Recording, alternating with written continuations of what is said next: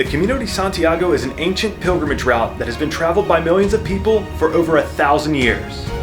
For many, walking the Camino is a life-changing experience, a test of endurance and a chance to connect with something greater than themselves. I'm Sandy. And I'm Jed. Join us on our epic journey as we attempt to walk over 500 miles across Spain.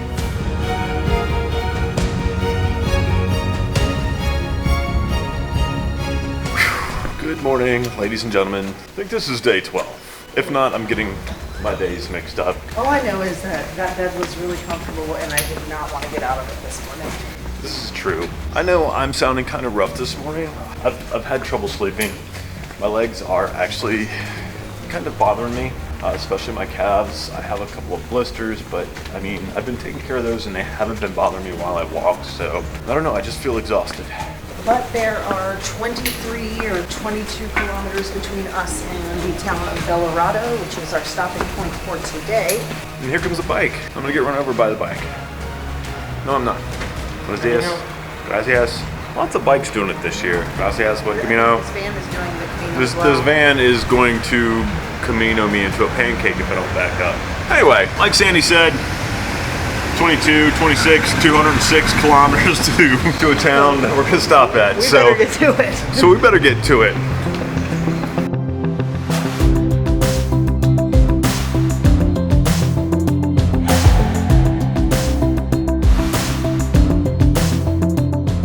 So we are just leaving the little town of Villoria de Rioja, and there is a small albergue there as you come into town called Albergue. Hold on. There's a small albergue there called Burgos Villoria. It is an amazing stop. So it's a few towns after you leave the small town of Granion. There's not much out here between those areas, but this place is really special. Small little place. They make you food. It's donativo. The drinks are donativo. They also sell some little kind of like keychains and other little things that you can put on your pack. Just like the essence of the Camino to me, and just truly special little place. And so I say, hello, Trot. Even if you're not planning to stay there, make the time to make a stop, take a little break, and just support them because they are absolutely amazing. Anyway, yeah, there's really not a whole lot out here except for wind and rolling fields. Kind of been gradual up and down today so far. That's why we're not popping in and like showing you every little thing here on the Camino. Because there's things out here that we want you to go and try things, you know? Go to this bar, go to that cafe, you know, bust in those old people's house and have them fix you food for how much money you think you should pay them, which is an odd concept, but I find that we actually give more when it's donativo because we want to support those people because they are helping people who maybe otherwise don't have a lot of money to spend. You know, right. We're not rich, but have a little more expendable income than some people doing this. And so it's nice to be able to kind of give back to the Camino and some of the other people who are walking it.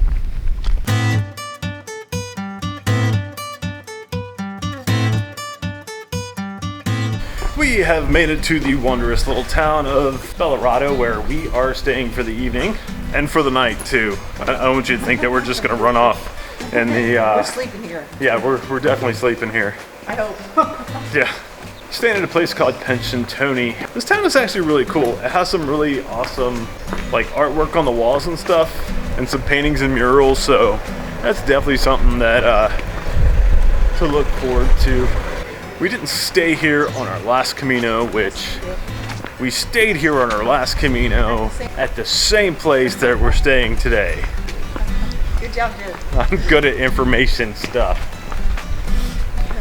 Estupendo. Well, good morning, ladies and gentlemen. I think this is day 13. I'm gonna stop telling you what day it is because We don't know. Because I don't know. Yeah, we don't know. We are heading to the small town of Vilafranca today. Fun fact, it's only 6 kilometers away. Also, Or 7, 6 or 7. 6 or 7. Wait, no, 12 kilometers. No, it's 12 kilometers. 6 or 7 miles. 6 or 7 miles. There you go. Actually got some good sleep last night. You may be asking, hey, you guys are doing like 20 kilometers a day, blah, blah, blah. And we were, however, we need to talk about something. this Camino is extremely, extremely busy. So the next big city we have coming up is Burgos. We have about, what, 40, 50 kilometers till Burgos? I think it's 40, about 40-ish, 42. And there is not a bed to be found between our next accommodation and Burgos. So we are kind of getting forced ahead. We're probably going to end up taking a taxi or a bus from Villafranca all the way to Burgos, just because there's no way we can do 40, 50 kilometer days. Yeah, depending how we feel, we may actually get up and walk, 15, 20 kilometers tomorrow and then catch a taxi from another town, but we'll see how we feel tomorrow. Either way, it's really not a big deal to have, lost a day or gained a day of rest. Let's go ahead and knock these 12 out today and let's get it. These guys, they're awesome. Yes. Bye-bye. Bye-bye. Okay, walking forward and then look back in 15 steps. We're going to do it and see what happens. 1, 2, 3, 4, 5, 6, 7, 8, 9, 10, 11, 12, 13, 14, 15. And there, What? Oh, that's really cool. that's why. Oh. I'm actually surprised. That's amazing.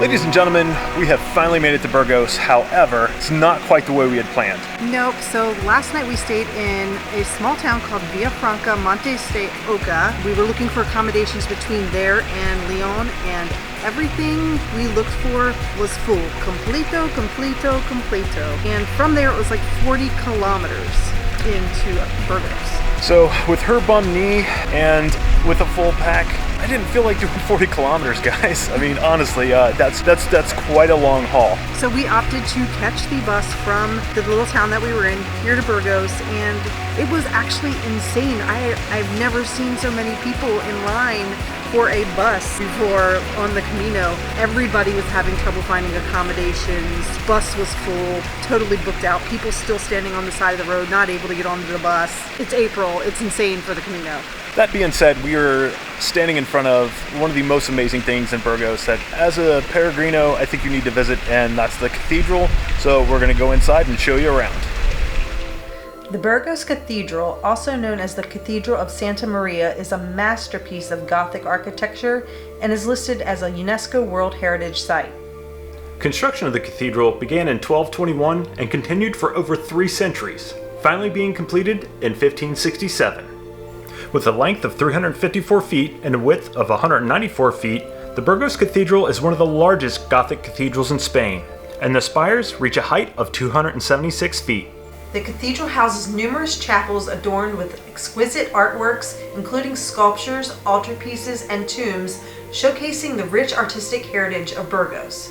The cathedral also serves as the final resting place for several Castilian kings and queens, adding historical significance to its religious and architectural importance.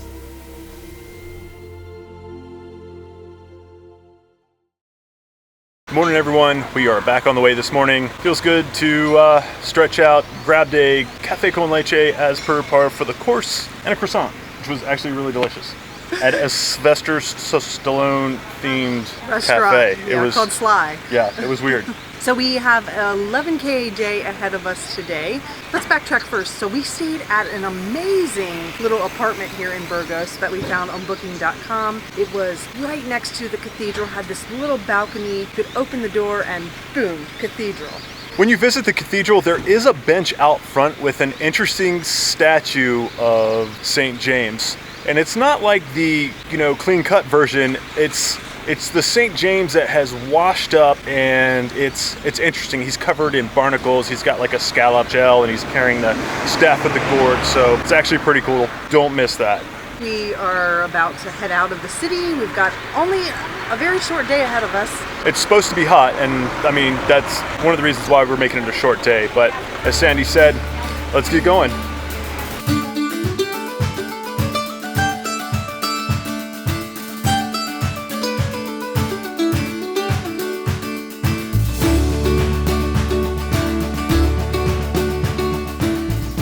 So, getting out of Burgos is actually not too terrible. Everyone says that the walk into Burgos is absolutely awful, and I have to agree, it's kind of industrial, it's flat, hard concrete the entire way, but the walk out is much more pleasant.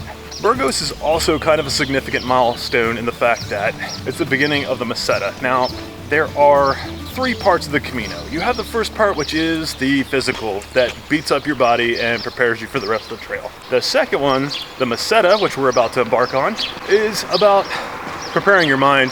And the third, before you get to Santiago, is the spiritual. A lot of pilgrims skip this part because they say it's flat and boring. Our last Camino, we rather enjoyed it, and are we lost or something? No, or? I was looking at one of those other, they're like, so in 2021 they put a whole bunch of sculptures here around Burgos, and they're really pretty, and there's another one over there that we just missed. So I was stopping to look at it. Okay. So back to the spiritual. Anyway, Santiago's spiritual third part. There you go. Stole my thunder. Sorry about that, I got, squirrel distracted.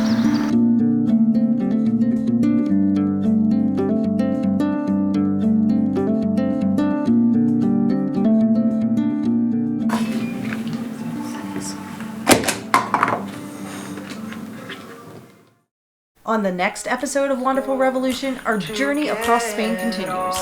So make sure you like and subscribe so you don't miss a single step. Until next time, Stay wonderful. Call it a day.